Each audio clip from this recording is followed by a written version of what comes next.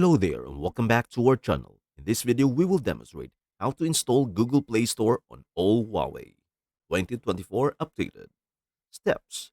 The App Gallery is Huawei's official app store and is the safest place to download apps for your device.